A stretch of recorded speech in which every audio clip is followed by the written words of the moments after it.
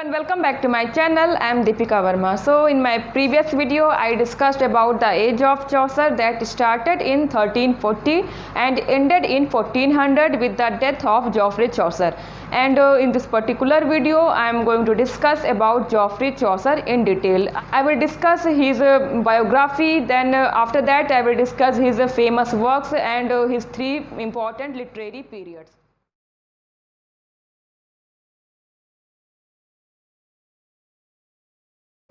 Geoffrey Chaucer was born about 1340 and he was the son of a wine merchant, John Chaucer. Means John Chaucer was his father, and his father John Chaucer was connected with the royal household as he was purveyor of wine, and this is how he was able to bring his son to royal notice. That at the age of 17 years, Chaucer was made page to the Princess Elizabeth. 2 years later, at the age of 19, he went to the French wars, where he was taken prisoner and was ransomed by the king himself. Means 100 years war में चौसर king के साथ जाया करते थे और एक बार उन्हें बंदी बना लिया गया था, फिर किंग ने उन्हें पैसे देकर छुड़ाया था। मीन्स उनके लिए कुछ रैंसम पे की थी, एक मनी पे की थी, जिसके बाद उन्होंने चौसर को रिलीज़ किया था। So after a few years he became a squire of the royal household, then he became confidant of the king. confidant हम उसे बोलते हैं जो किंग के बहुत क्लोज होता है, जिसको किंग अपने बारे में सब कुछ बताता है। जैसे कि हैमलेट में हम कैरेक्टर देखते हैं होरेशियो को, होरेशियो यहाँ पर एक कॉन्फिडेंट है।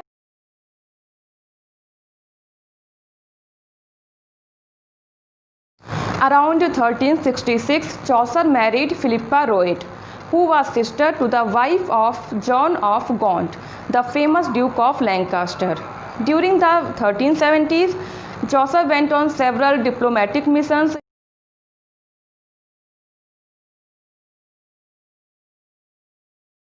Chaucer held a number of royal posts during his lifetime.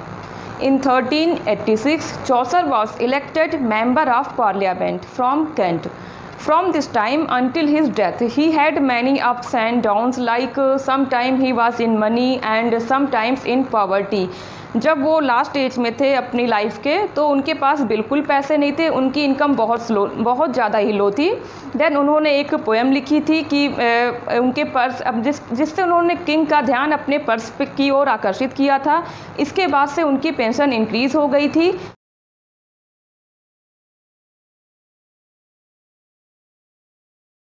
लेकिन वो इसका फ़ायदा कुछ दिन ही उठा पाए, as he died in the year 1400 at the age of 60. He was buried with honors in Westminster Abbey. Chaucer was the first to be buried in Westminster Abbey, and this place is now come to be known as Poets Corner. Means Chaucer पहले इंसान थे जो पहले एक ऐसे writer थे जिनको Westminster AB में दफनाया गया था ऑनर्स के साथ, एंड इसके बाद बहुत से राइटर्स को इसी एबी में बेरीड किया गया है, इसीलिए आज ये प्लेस पोएट्स कॉर्नर के नाम से भी जाना जाता है। Now let's discuss the works of Geoffrey Chaucer. So the works of Chaucer are divided into three classes, or three periods of his life.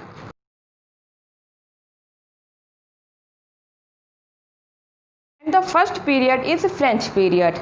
It includes his early works, which is largely based on French models, especially the Roman of the Rose. It is a translation of the French poem Le Roman de la Rose. It is an allegorical poem. But the best known poem of or the best known work of this period was the Book of the Duchess. It is also known as the Death of Blanche. It was written in 1369 on the death of Blanche of Lancaster, who was the wife of John of Gaunt, the famous Duke of Lancaster, and it is an allegorical elegy. Now comes the second period, that is also known as Italian period.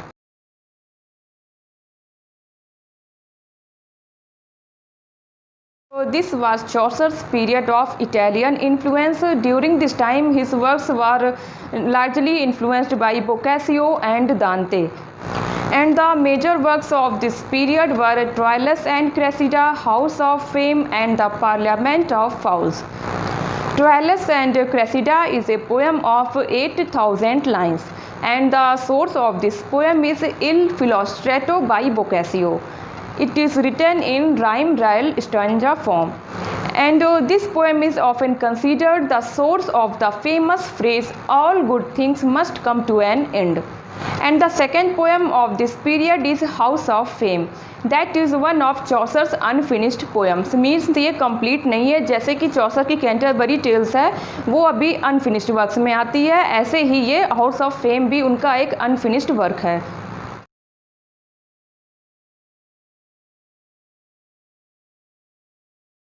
Now another poem written under Italian influence is The Legend of Good Women, and it is a series of biographies of famous women from myth and history. It is in the form of a dream vision. It is first work in English to use the iambic pentameter or decasyllable couplet that Chaucer used in his famous work Canterbury Tales. The third important work of this period was the Parliament of Fowls, and it is also known as Parliament of Birds or Assembly of Fowls.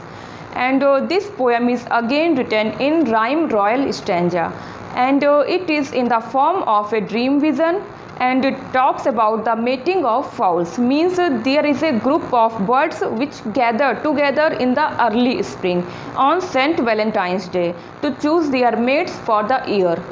Now comes the last period or third period of Chaucer's literary career, that is English period.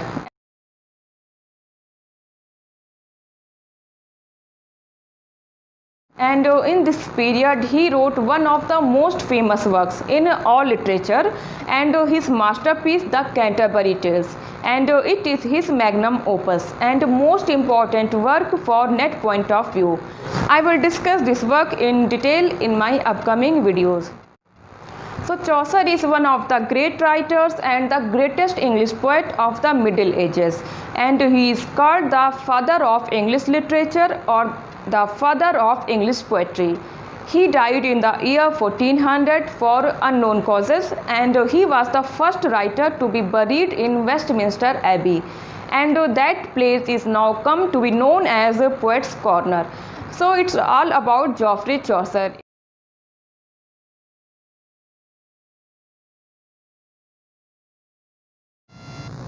Now let's look at some important point about Chaucer, and this can be useful for upcoming net exam.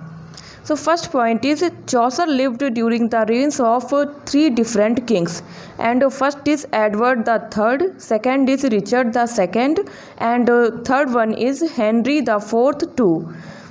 Second important fact is once Chaucer was arrested in France in 1360. After his arrest, King Edward paid £16 ransom to the French government to release him. Third important point is Chaucer gave impetus to the development of English as a literary language by deciding to write in English. Now the fourth important point is Chaucer added new words from Latin, French, Italian and Spanish and enriched the language of English. Fifth point is Chaucer started using rhyme in English. He took the idea of rhyme from French literature and introduced it into English.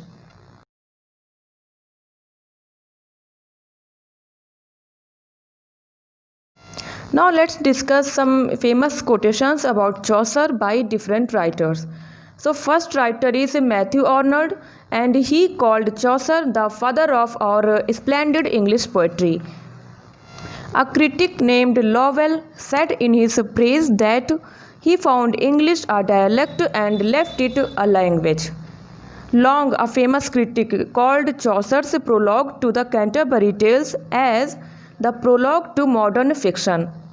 In the same way, the great critic of English literature, David Duchess, says Chaucer did a lot for both English literature and English language, and with him the English language got matured.